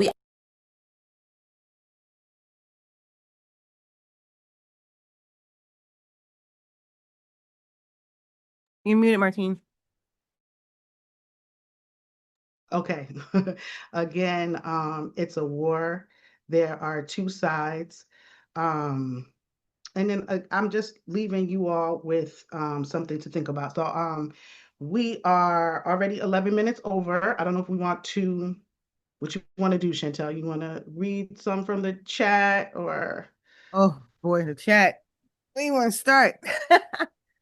And if we do, we have to intuitively pick and choose. I don't want anybody to feel left out, but there's no way we can read all of it. Yes. Okay, let's go with Florence here. Love for ourselves is the answer. When we remember who we are, who we came to be, what our purpose is, there will be no wars, whether diaspora or not. When we know who we are or love ourselves, we will love our neighbor and as ourselves. Let's see. I'm going to read this from Gina. It's in my purview. I'm here in Dakar, Senegal today. Come home to Africa whenever you want. You will stand out as an American, but you will be welcomed. Thank you, first of all, for tuning in from Africa. Thank you, sis. Now you will also be wildly misunderstood. Listen, y'all, listen. But it's an opportunity for you to enlighten people. African people love to talk about life, politics, and religion. It is not taboo. Get into some deep conversations, learn something, and teach something. This is our cultural home. Ashe. Love that. Go ahead, Chantel. All right. Cassandra said, our differences are what make us unique. Bringing our differences together is what makes us powerful. Latifa said, we have to stop believing we are better than you because we are born in America. I just said we have the same process of life living in each of us, yet we are different by talents. Professor Maryland said, our difference is class. The rest is managed by pirates and politicians. I think I was out of here from oh my God, I can't think. Oh my God. Adam said we taught Europeans how to take a bath. And I don't know if y'all remember the debate last year about white people, how they don't wash their legs. They just let the soap run down. Or use washcloth. Yeah, they don't use washcloth. They just like, no, I don't wash below the waist. The water will get it. Like the soap will run down. So just those differences as well. And Munir said that was the Moors. Yeah. So let's see. Latifa said, how do we get over it if we don't discuss and understand what we are we're going through due to our beliefs, and then work together to eliminate the biases we have among ourselves? We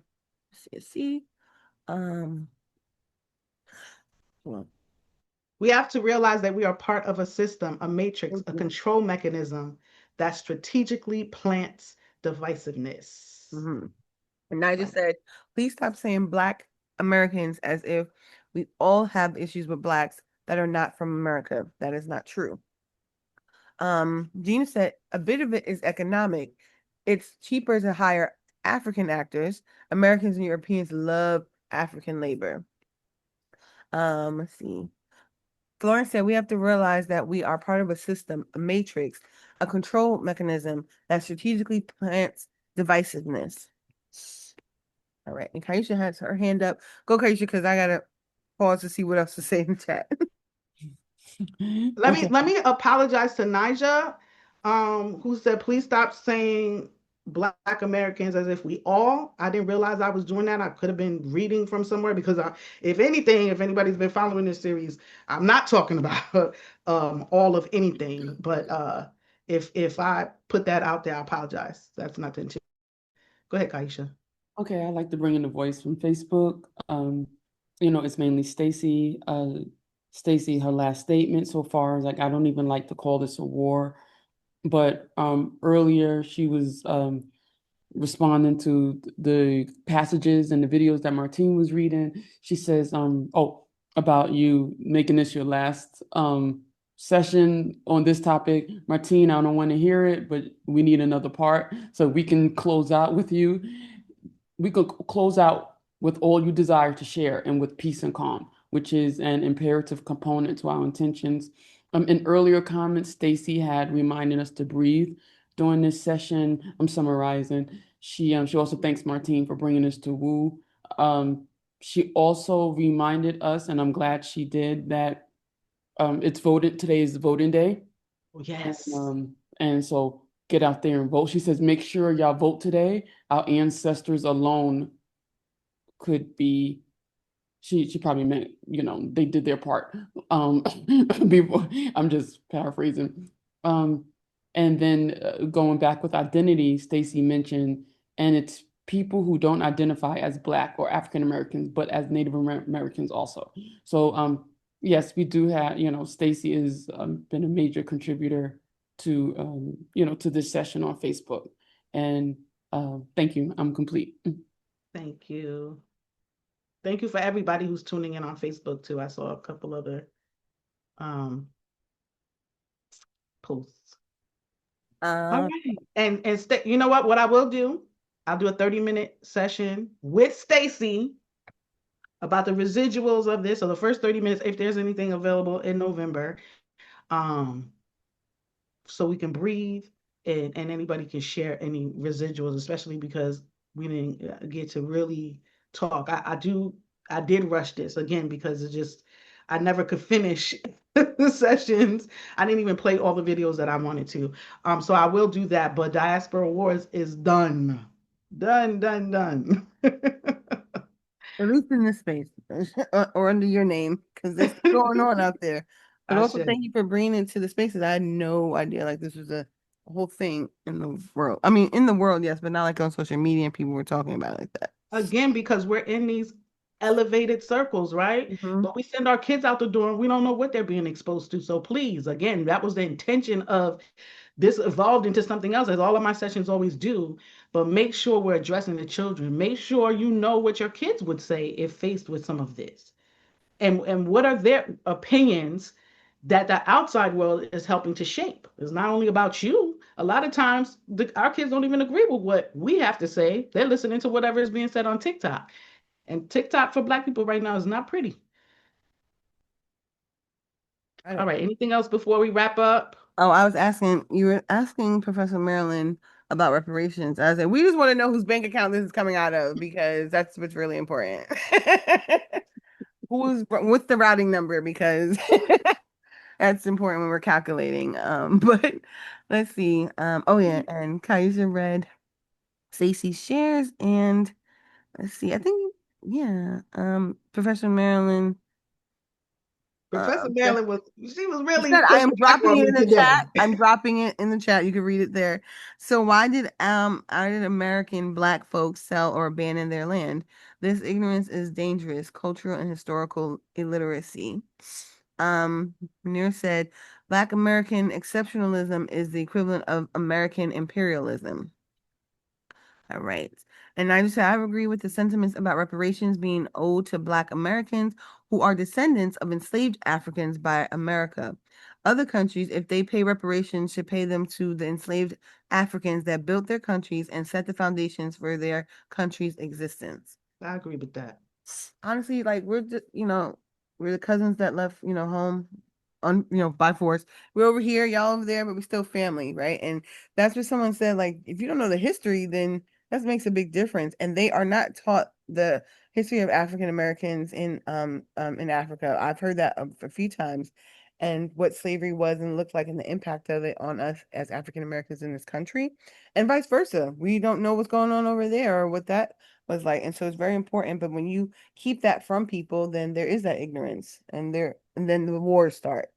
Right. So let's see. I have a question. Is anybody familiar with Claude Anderson and his work? And did that clip surprise you? Anybody?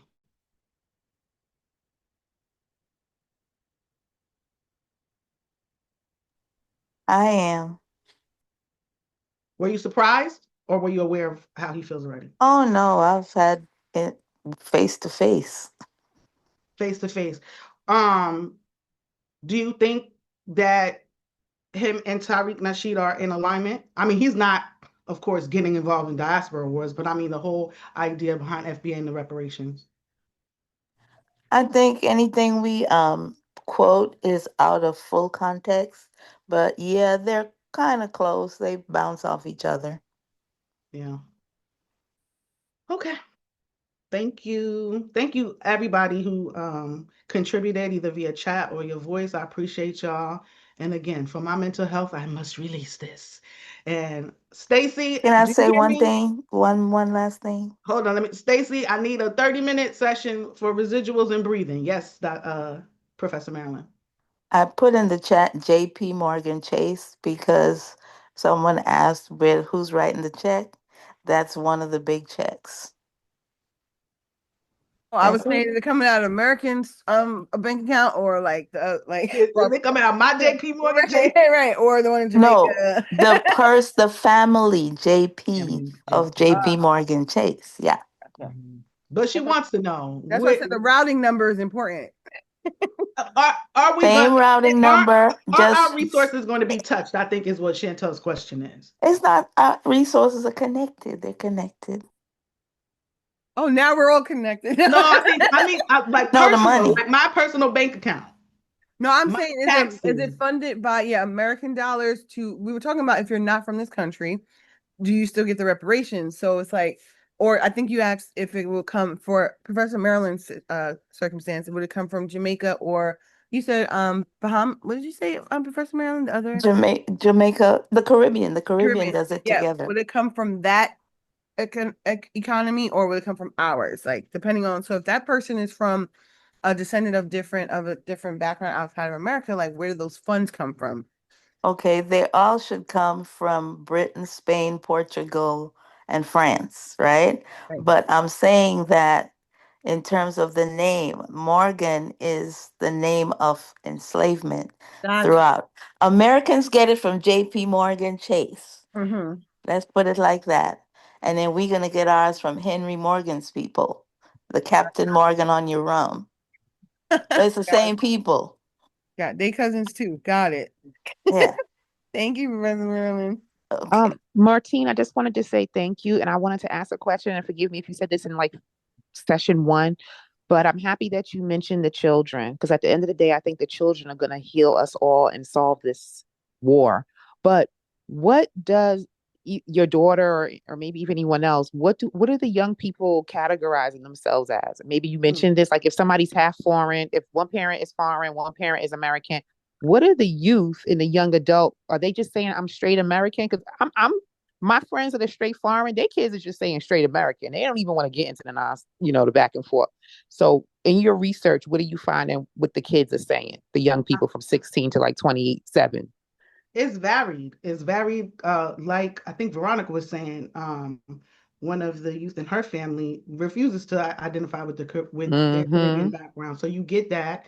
My daughter will always tell you, I'm half Jamaican, I'm half Haitian. And I'm like, hey, you're American. Be careful when you say that, because when the Jamaicans and the Haitians challenge you, you're not going to be, you can't even speak Creole. So I make sure I have that conversation. But again, I think it's something that goes over a lot of parents' heads, and they don't know. Like even the African kids who grow up here, there's a lot of Africans in Houston. They'll tell you, I'm Nigerian, I'm Ghanaian. but really you American, a lot of you. Mm-hmm. And so they forget that part of it.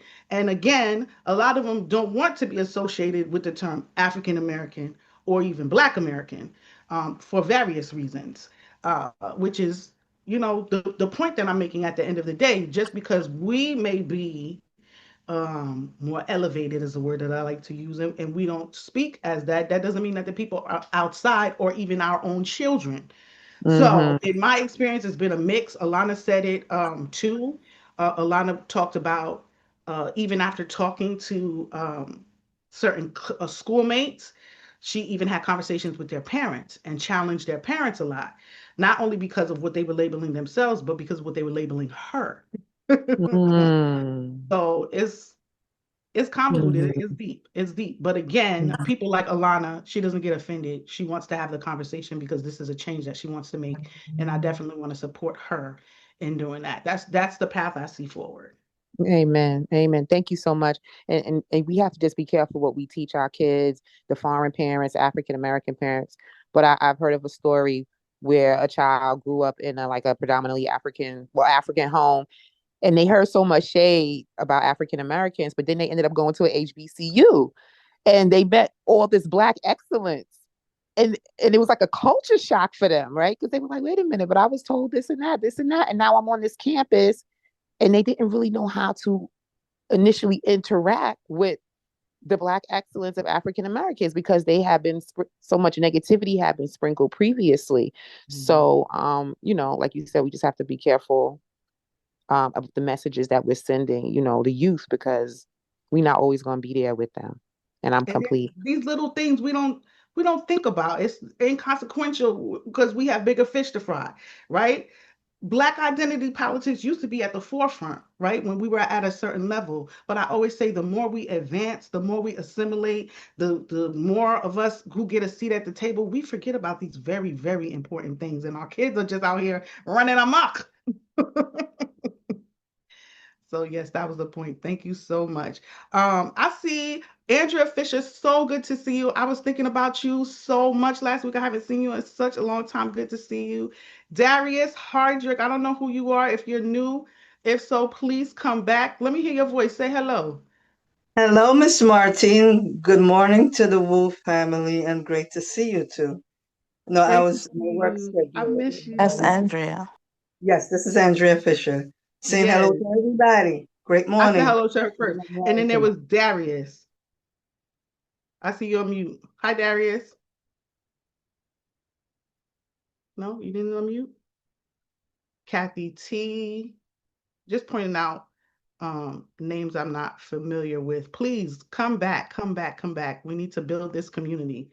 And again, oh, please, before we close out, can you bring up the toxic norm slide? Because I want to also focus on, I wanted to leave on a positive note. I wanted to leave with that montage of Caribbean people and African people fighting on the other side of the diaspora wars. But I also want um, to focus on the positive change that I would like to see, and that is changing our minds when it comes to negativity bias. You can look up, you can literally Google things that you can do to help your brain to not work like that about certain things. I think, I don't know if you can totally change it, but there are some behaviors we can change, um, or exercises we can do to change how our brain reacts to negative stimuli. So I want to see creation of opportunities for cognitive reframing, unification of the Black community across the diaspora rooted in love, the creation of intentional spaces such as this for open and honest cross-cultural dialogue that promotes accountability and the education and celebration of our diverse identities, respect for our origins, respect for those who paved the way for us in America, and collective pride. I would love if y'all would help me out with this. And sometimes it's simply just walking out the door and having a conversation with somebody. When somebody asks, "Are you Black?" No, you're not Black. Instead of getting offended, break it down. Because there's a lot of people who are so ignorant. They don't know. They claim to be Black, but they don't even know what Black is. So again, right? We want to be unified, right? We have to own it and we have to fix it, just like Ricardo Ignacio said.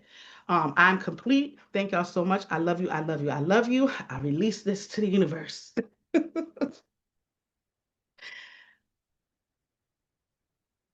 All right, so let's bring up your contact information for people to stay in contact with you if they choose to after this conversation. No, I'm just kidding. I don't want to talk to Martine no more after this. All right, so second. Classic Martine, we're ending at 8 o'clock, 9 o'clock, 7 o'clock. Even with the rush, we're not gonna start making 2 hours, 2.5 hour sessions just because of you, okay? All right, how can they stay in touch? Okay, you guys can call me or text me. You'll get better responses if you text, and a lot of you have. I really, really appreciate that. A lot of you have reached out to me. I appreciate that. I would love to connect with you. I would love to take this further and share the burden with other people. Latifah said something that really, really touched me. She said, "Thank you for being uncomfortable." And pushing through with this. I really appreciate being seen because it has. This is, I'm telling you, this probably took a year off my life. Professor Marilyn has invited me to do some work outside of this. Let's do the work, guys. We can't just be sitting here talking. So yes, you can reach me there.